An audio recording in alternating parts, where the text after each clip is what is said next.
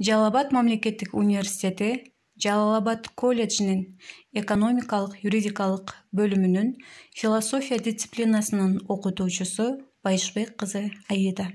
Сабактын темасы кайра жаралуу доорунун философиясы. Сабактын максаты Батыш Ренессансынын философиялык баалуулуктары менен таанышасыңар, кайра жаралуу доорунун философиясынын антропоцентристик жана теоцентристик мүнөзүн салыштырасыңар, гуманизм жана диний реформалардын артыкчылык жана кемчилигин талдайсыңар. Кайра жаралуу доору Ренессанс француз тилинде Батыш жана Борбордук Европадагы маданий идеялык өнүгүү доору. Италияда 14-16 кылымдарда, континенттин башка өлкөлөрүндө 15-16 кылымдарга таандык. Бул мезгилде адатта антикалык илим менен искусствонун кайра жаралышы, байыркы Грекия маданиятынын тарыхый жаңы кырдаалга жараша белгилүү ченемде кайталанышы, жаңы сапатта өсүп өнүгүшү катары кабылданат.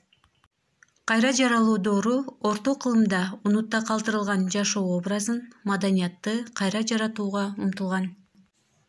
Ренессанс мезгилинде маданияттын жана илимдин кээ бир тармактары өз алдынча эмес, биримдикте жашаган. Мисалы, философиянын идеялары философтор эмес, сүрөтчүлөр, акындар, окумуштуулар тарабынан өнүктүрүлгөн. Айрыкча грек философторунун эмгектери менен таанышуу чечүүчү роль ойногон.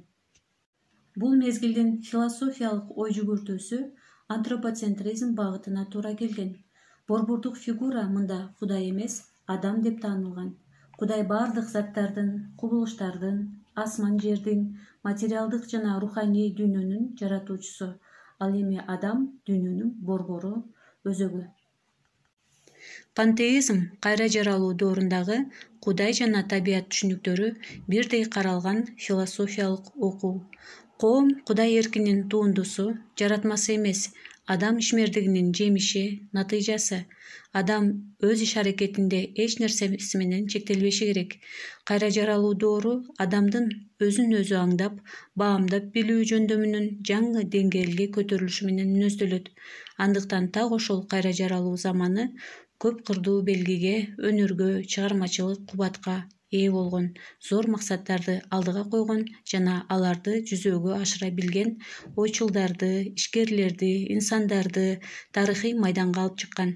Кайра жаралуу доорунда адабият, искусство, архитектура, философия менен катар саясий, социалдык ойлор, окуулар, тарбия, билим берүү, анатомия жана башка сыяктуу илим-билимдин толуп жаткан тармактары пайда болгон жана өнүккөн. Гуманизм бул адам инсан катары баалуу, ал эркиндикке, бакыт таалайга кылуу, теңдик, адилеттик, адамдар ортосундагы адамгерчилик болууга тийиш деп эсептелген түшүнүк. Гуманизмдин өкүлдөрү Данте Алигьери, Франческо Петрарка, Лоренцо Валла, Роттердамский Эразм болгон. Сабакты төмөндөгү тесттер менен бышыктайбыз балдар. Үйгө тапшырма адамзат жашоосунда кумандуулуктун орду деген темада эссе жазабыз балдар. Көңүл бурганыңар үчүн рахмат.